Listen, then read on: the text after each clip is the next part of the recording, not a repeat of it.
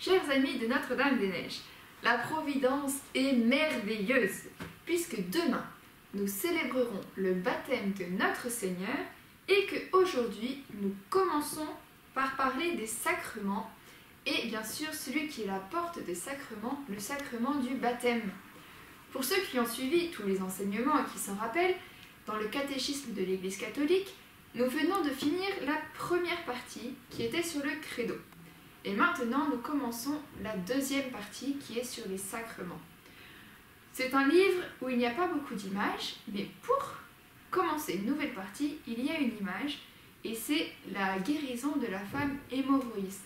Cette femme qui avait une foi, elle se disait en elle, si je touche le manteau de Jésus, je serai guérie. Et c'est ce qu'il s'est passé. Et donc, eh bien, nous aussi, on pourrait se dire, eh bien, j'aimerais bien toucher Jésus. Eh bien, Jésus, il a deviné notre désir. Et il a trouvé un moyen pour que chacun de nous, nous puissions encore l'approcher et recevoir cette force qui sortait de lui. Et ce moyen formidable, ce sont les sacrements. Par eux, notre Seigneur continue d'agir vraiment comme s'il était encore au milieu de nous. Les sacrements, ce sont des signes sensibles, parce qu'ils s'adressent aux 5 sens. Par exemple, pour le baptême, on utilise de l'eau. Pour la confirmation, le Saint-Crème. Et pour chaque sacrement, il y a un signe sensible. Et ce sont des sacrements par lesquels Dieu agit au plus profond de notre âme. Tous ces signes ont été institués par Jésus lorsqu'il vivait avec ses apôtres. Par exemple, le sacrement de l'ordre et le sacrement de l'Eucharistie ont été institués le jeudi saint. Et donc, Jésus il a institué ces sacrements pour que, après son retour au ciel, il puisse encore nous rencontrer et nous donner l'aide dont nous avons besoin aux différentes étapes de notre vie. C'est pourquoi il existe 7 sacrements qui donnent la vie à notre âme. Et la vie divine que l'on reçoit lors du sacrement du baptême est appelée la grâce sanctifiante. Donc, il y a 7 sacrements. Les 3 premiers sont appelés les sacrements d'initiation chrétienne. Ce sont les sacrements du baptême, de la confirmation et de l'Eucharistie. Les 2 suivants sont appelés sacrements de guérison, parce que ce sont le sacrement de pénitence ou de réconciliation et le sacrement des malades. Et les 2 derniers sont appelés des sacrements au service de la communion et de la mission. Ce sont les sacrements de l'ordre et du mariage. Au fur et à mesure des prochains mois, nous allons approfondir chacun de ces sacrements. Mais il est important de bien connaître la définition du sacrement. Un sacrement, c'est un signe qui est sensible et efficace. Sensible, on a vu, on peut le toucher, et efficace, c'est Jésus qui agit et on est sûr qu'il agit en nous. Les sacrements ont été institués par Jésus lors de sa vie. C'est lui qui a institué chacun des sacrements et on a vu que le jeudi saint, il a institué l'ordre et l'Eucharistie. Le sacrement aussi, il produit ou il augmente la grâce en notre âme. Et donc, vous voyez, ça c'est une définition qui est à connaître du sacrement. Un signe sensible et efficace, institué par Jésus, qui produit ou augmente la grâce en notre âme.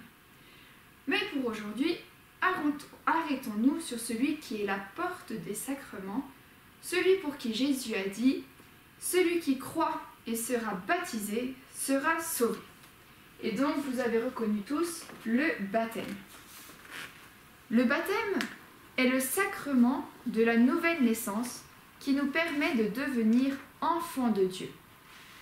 Quand Dieu a créé Adam et Ève, il leur avait donné la vie divine ou la grâce sanctifiante.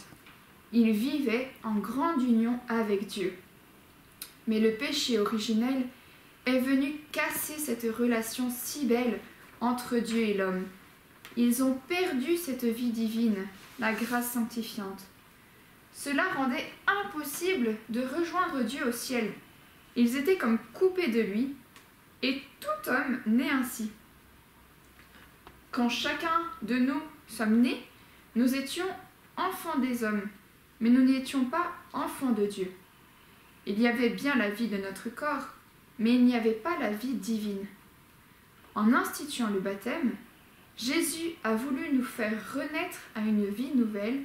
Il nous donne sa vie divine, la grâce sanctifiante. Il fait de nous ses enfants. Et par le baptême, nous pouvons recevoir tous les autres sacrements.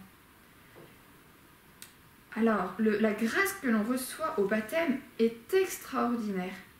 Et pour l'illustrer, nous allons réapprofondir un point de la vie de Sainte Cathérie que nous avons vu il n'y a pas très longtemps. Sainte Cathérie, depuis qu'elle était toute petite, était appelée Tekakwitha, celle qui marche en tâtonnant. Elle aime Dieu, mais elle veut quelque chose de beaucoup plus grand. Elle veut être enfant de Dieu. Elle veut recevoir la vie de Dieu dans son âme. Elle veut être baptisée. Son désir est immense. Elle est bien décidée, mais elle va devoir attendre plusieurs années.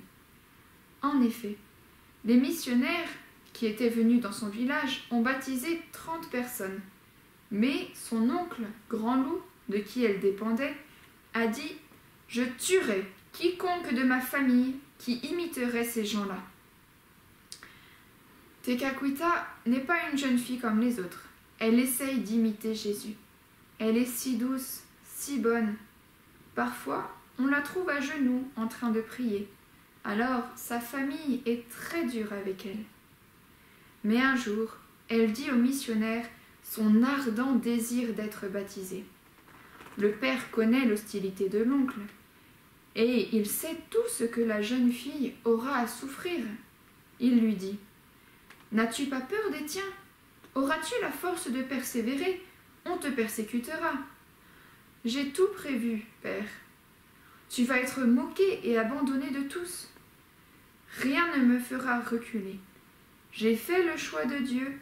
Je veux qu'il soit dans mon âme, dans ma vie. » Le missionnaire est ému par le courage et le sérieux de son choix. L'âme de cette jeune fille est si belle, et Dieu lui-même est touché par son désir. Il va permettre que Grand Loup, son oncle, soit obligé d'accepter qu'on la baptise. En effet, un de ses amis grands chefs iroquois, qui s'est fait baptiser, vient à passer dans le village et il intervient en faveur de Cathérie. Grand Loup ne peut refuser.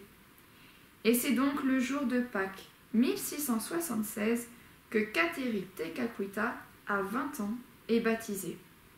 Cathérie est alors devenue enfant de Dieu. Lors du baptême, il y a ce qu'on appelle un rite essentiel.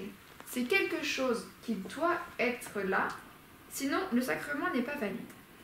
Pour le baptême, eh bien, c'est lorsque le prêtre ou le diacre, ou même n'importe qui, en cas de danger, verse de l'eau sur la personne en disant « Cathérie, je te baptise au nom du Père et du Fils et du Saint-Esprit. » Et c'est alors que les merveilles du baptême s'accomplissent.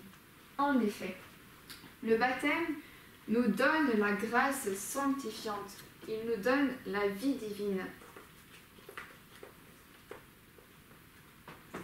Et c'est le plus beau cadeau du baptême qu'on puisse avoir.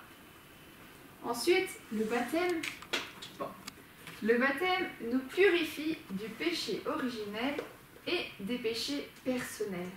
S'il y en a pour un petit bébé, il purifie du péché originel. Et le baptême nous permet de devenir fils et filles de Dieu, frères ou sœurs de Jésus et temple de l'Esprit Saint.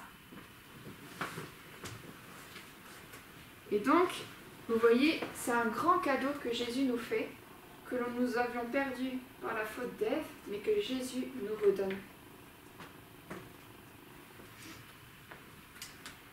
Alors, lors du baptême aussi, lors du baptême, nous recevons la grâce sanctifiante.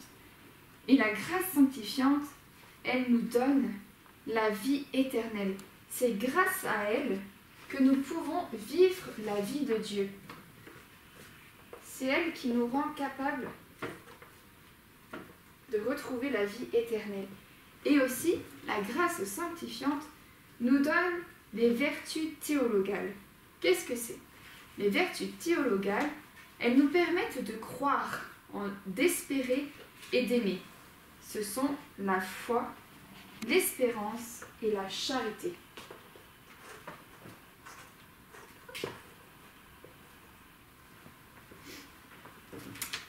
Lors du baptême aussi, nous recevons un protecteur, un saint patron. Et c'est bien de connaître la vie de son saint patron, de le prier, de lui demander de nous aider, car il veille sur nous. Qui peut recevoir le baptême? Eh bien, tous ceux qui ne sont pas baptisés et qui en font la demande. Mais une seule créature humaine n'aurait pas eu besoin du baptême, c'est la Sainte Vierge, car elle a été conçue sans péché, elle est l'Immaculée Conception. Et donc, il est très beau, lors du baptême, de se consacrer à la Sainte Vierge, car c'est aussi à ce moment que l'on reçoit Marie comme maman.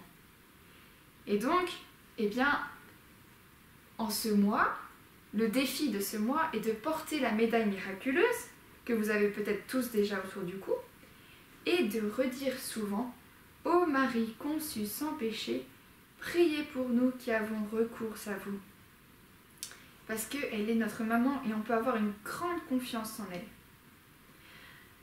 Alors, comme dans chaque sacrement que nous ferons, il est important que vous soyez capable de redonner le rite essentiel du sacrement. Par exemple, pour le baptême aujourd'hui, c'est de verser de l'eau en disant « Catérie, je te baptise au nom du Père et du Fils et du Saint-Esprit ».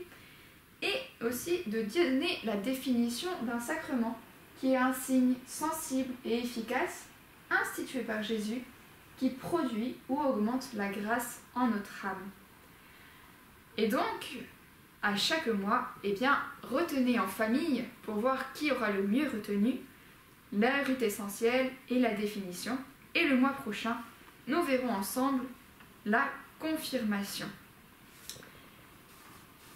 Et donc, chers amis de Notre-Dame-des-Neiges, eh bien, vous savez combien les frères et les sœurs de Saint-Pierre continuent à vous porter en montant au pied de la Sainte Vierge et de lui confier toutes vos intentions.